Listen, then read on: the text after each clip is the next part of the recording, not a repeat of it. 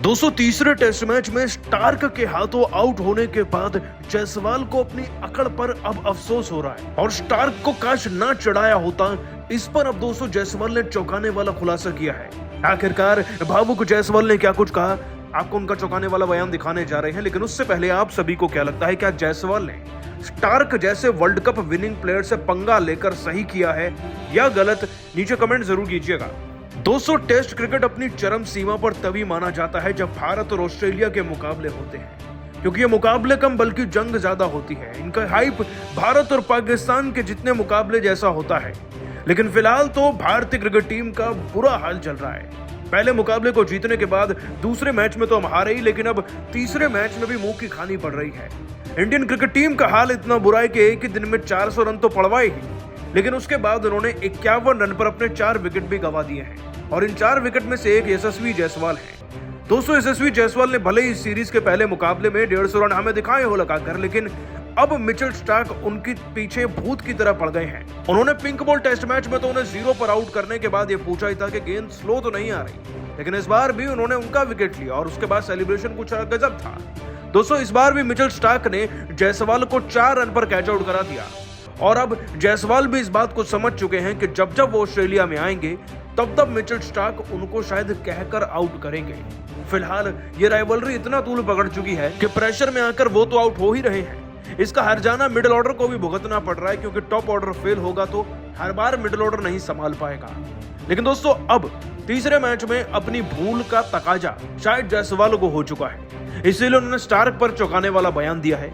अब उन्होंने आखिरकार क्या कहा, चलिए आपको बताते हैं। तो दोस्तों स्टार्क जैसे बड़े दिग्गज को छेड़ने पर आखिरकार जायसवाल ने अपनी गलती कबूली और अपने ईगो को खत्म करते हुए उन्होंने कहा, देखिए मैदान में जो भी होता है वो केवल हीट ऑफ द मोमेंट होता है। उन्होंने भी पहले हर्षित राणा को पोक किया था कि वो गेंद बहुत ज्यादा तेज डाल सकते हैं, उनकी याददाश्त बहुत तेज है। एक खिलाड़ी होने के नाते जब आप अच्छी फॉर्म में होते हैं तो हर गेंद बाहर जाती भी आपके बल्ले पर आती है और वो बाउंड्री पर जाती है या छक्का होता है। मेरे साथ भी उस दिन यही हो रहा था, तो मैंने केवल उनसे मजाकिया रूप में कहा। लेकिन अब स्टार्क एक अनुभवी खिलाड़ी हैं, उस वक्त पर उन्होंने जवाब नहीं दिया, परंतु वो जिस प्रकार मेरे पीछे पड़ गए हैं उस बात से मैं अंदाजा लगा सकता हूँ कि वो ऑफेंड तो हुए थे और उनके बुरा मानने का असर उनकी गेंदबाजी में भी देखने को मिला है। मेरे प्रति उनकी रफ्तार, यॉर्कर, लाइन लेंथ सब अलग होता है और अग्रेशन भी, जिसका सामना शायद करने में मैं कभी कभी असमर्थ फील कर जाता हूँ और प्रेशर में आकर विकेट जा रहे हैं। मैं बस उन्हें यही कहना चाहूंगा कि मेरा उनको छेड़ने का कोई मतलब नहीं था, वह केवल पिच पर एक हुआ हादसा था, उनको भूल जाइए। वो एक इंटरनेशनल प्लेयर हैं, अंतर्राष्ट्रीय स्तर पर अपनी टीम को वर्ल्ड कप जिता चुके हैं और मैं उनकी पूरी इज्जत करता हूं। दोस्तों जायसवाल ने अपनी गलती मान ली है, ऐसा लग रहा है उनके बयान से, लेकिन अब बहुत देर हो चुकी है, गाड़ी स्टेशन से निकल चुकी है और अब इस सीरीज में जितनी बार 4 इनिंग्स में अगर आगे चलकर भी जायसवाल उनके सामने आएंगे तो स्टार्क उनके परखच्चे उड़ाने से पीछे नहीं हटेंगे। वैसे आप सभी को क्या लगता है, क्या जायसवाल को स्टार्क से सॉरी मांगनी चाहिए या नहीं? नीचे कमेंट करके बताइएगा और सब्सक्राइब कीजिए हमारे चैनल को। धन्यवाद। दोस्तों अगर आप भी जायसवाल और स्टार्क और रोहित को बेहतर खिलाड़ी मानते हैं तो वीडियो को एक लाइक जरूर कीजिएगा। नमस्कार दोस्तों यदि आप भी भारत और ऑस्ट्रेलिया के बीच खेली जा रही 5 मैचों की टेस्ट सीरीज के तीसरे टेस्ट मुकाबले के पहले दिन का खेल देखकर खुश हुए तो हमारी इस वीडियो को एक लाइक जरूर कीजिएगा। दोस्तों आज की हमारी इस वीडियो का लाइक टारगेट सिर्फ 500 लाइक का है, तो दोस्तों हमारी इस वीडियो को दिल से लाइक जरूर करें। दोस्तों जैसा कि आप सभी जानते ही हैं कि फिलहाल अभी भारत और ऑस्ट्रेलिया के बीच 5 मैचों की टेस्ट सीरीज खेली जा रही है, जिसका पहला मुकाबला भारतीय टीम ने जीता, लेकिन वहीं दूसरे टेस्ट मैच में टीम इंडिया को 10 विकेट से हार का सामना करना पड़ा और अब तीसरा टेस्ट मुकाबला आज से शुरू हो चुका है, जिसमें तीसरे टेस्ट मुकाबले के पहले दिन भारतीय टीम ने ऐसा कमाल कर दिखाया जिसकी कल्पना कभी ऑस्ट्रेलिया की टीम ने नहीं की होगी। तो दोस्तों बताने जा रहे हैं आपको भारत और ऑस्ट्रेलिया के बीच खेले जा रहे तीसरे टेस्ट मुकाबले के पहले दिन का पूरा रोमांचक हाईलाइट। उससे पहले यदि आपने अभी तक हमारे चैनल को सब्सक्राइब नहीं किया है तो सब्सक्राइब जरूर करें। दोस्तों भारत और ऑस्ट्रेलिया के बीच 5 मैचों की टेस्ट सीरीज का तीसरा टेस्ट मुकाबला ब्रिस्बेन गावा के मैदान में खेला जा रहा है, जहां टॉस के लिए सिक्का उछाला गया तो टॉस ऑस्ट्रेलिया के कप्तान पैट कमिंस ने जीता और टॉस जीतकर पहले गेंदबाजी करने का फैसला किया और मेहमान भारतीय टीम को पहले बल्लेबाजी करने के लिए आमंत्रित किया था। जहां भारतीय टीम की तरफ से आज पारी की शुरुआत यशस्वी जायसवाल के साथ केएल राहुल ने की, जहां इस मुकाबले में इन दोनों ने ही बल्लेबाजों के कंधों पर अपनी टीम को एक बेहतरीन विस्फोटक ओपनिंग शुरुआत दिलाने की बहुत ही बड़ी जिम्मेदारी थी। जहां इन दोनों ने बल्लेबाजों ने इसे बखूबी निभाकर दिखाया, जहां मुकाबले की शुरुआत में केएल राहुल ने पहले ओवर में ही 2 शानदार चौके और एक बेहतरीन गगनचुंबी छक्का जड़ टीम इंडिया के लिए बेहतरीन शुरुआत करी और केएल राहुल ने अपना इंटेंट साफ जाहिर कर बता दिया कि वो आज रुकने वाले नहीं है। तो वहीं यशस्वी जायसवाल भी पीछे नहीं रहे और दूसरे ओवर में उन्होंने भी एक चौका और एक शानदार छक्का ठोक डाला।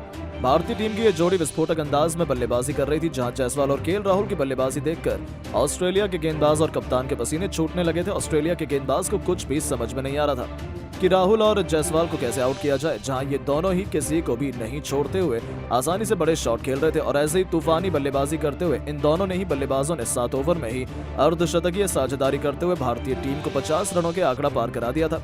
इन दोनों के द्वारा ऐसी बल्लेबाजी देखने को मिल रही थी जैसे आज T20 मैच खेला जा रहा हो। ऐसे ही 8वें ओवर में जोश हेजलवुड की पहली बॉल पर केएल राहुल ने एक और छक्का ठोक दिया, जिसके बाद तीसरी बॉल पर चौका ठोककर जोश हेजलवुड के होश उड़ा दिए गए। और फिर केएल राहुल यही नहीं रुके, उन्होंने ओवर की आखिरी बॉल पर भी एक बेहतरीन छक्का ठोक ऑस्ट्रेलिया के खेमे में हड़कंप मचा दिया। केएल राहुल की तूफानी विस्फोटक बल्लेबाजी मैदान पर कोहराम मचा रही थी।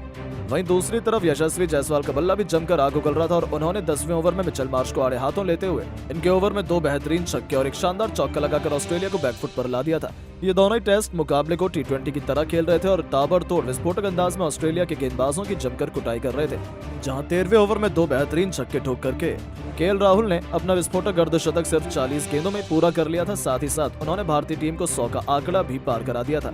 दूसरी तरफ यशस्वी जायसवाल भी अपने अर्धशतक के बेहद करीब पहुंच चुके थे और 13वें ओवर में नाथन लियोन को 2 तूफानी छक्का ठोककर यशस्वी जायसवाल ने भी अपने अर्धशतक को पूरा किया, जहां रोहित शर्मा का भी बल्ला रुकने का नाम नहीं ले रहा था।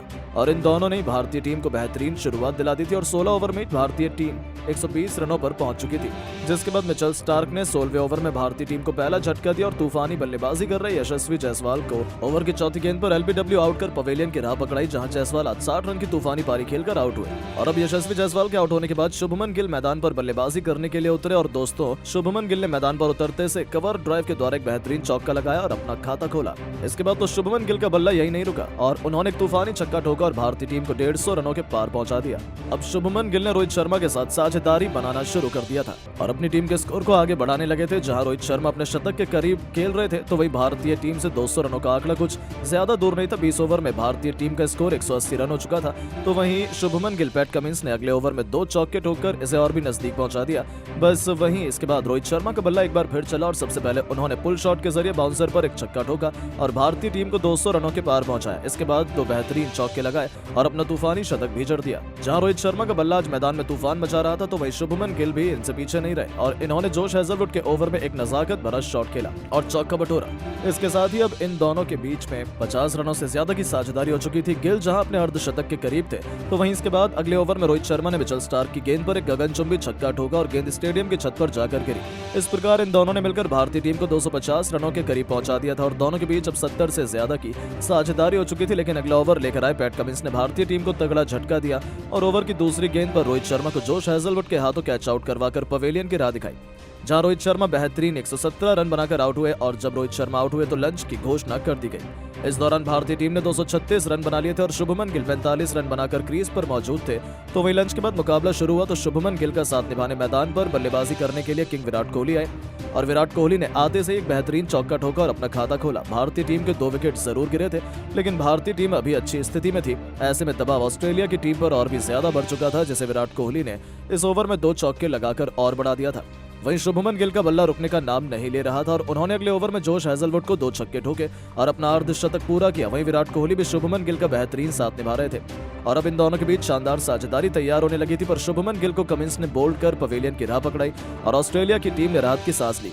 जी हां दोस्तों, भारतीय टीम को अब काफी बड़ा झटका लग चुका था और शुभमन गिल 62 रन बनाकर आउट हो चुके थे, जहां भारतीय टीम का स्कोर 246 रन हो चुका था। अब दोस्तों शुभमन गिल के आउट होने के बाद मैदान पर बल्लेबाजी करने के लिए आए ऋषभ पंत। अब ऑस्ट्रेलिया की टीम ने भारतीय टीम पर दबाव बनाना चाहा, जहां ऑस्ट्रेलिया के गेंदबाज चाहते थे कि जल्द से जल्द विकेट निकाले जाए। हालांकि ऋषभ पंत आज अलग ही मूड में नजर आ रहे थे और उन्होंने आते से ही ऑस्ट्रेलिया के गेंदबाजों पर कहर ढाना शुरू कर दिया और देखते ही देखते टेस्ट मैच को उन्होंने कब T20 बना दिया पता ही नहीं चला। जहां नाथन लियोन की गेंद को बाउंड्री के पार चौके के लिए भेजकर पंत ने टीम के स्कोर को 250 रनों के पार पहुंचाया तो दूसरी तरफ किंग कोहली का बल्ला रुकने का नाम नहीं ले रहा था।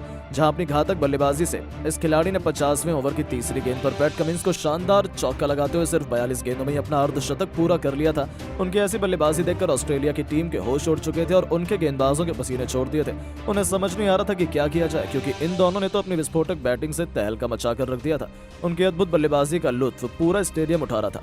जहां नाथन लियोन को आड़े हाथों लेते हुए विराट कोहली ने शानदार चौका लगाया और टीम इंडिया को 300 रनों के पार पहुंचा दिया। इसके बाद मिचेल मार्श की ऋषभ पंत ने धज्जियां उड़ाकर रख दी, जहां ओवर की पहली गेंद पर पंत ने चौका लगाकर बेहतरीन स्वागत किया। इसके बाद तीसरी गेंद पर गगनचुंबी छक्का लगाकर गेंद को मैदान के बाहर भेज दिया।